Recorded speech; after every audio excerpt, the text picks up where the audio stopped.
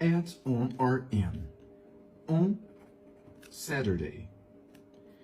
In spring. At 7 o'clock. In March. In 2020. At 6 a.m. On Wednesday.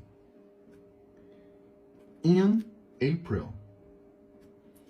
At noon. In January. On March 15th. At 9 o'clock. In summer. On Christmas. On Friday. In February. At midnight. In the morning. In 1998. E essa última deixo com vocês.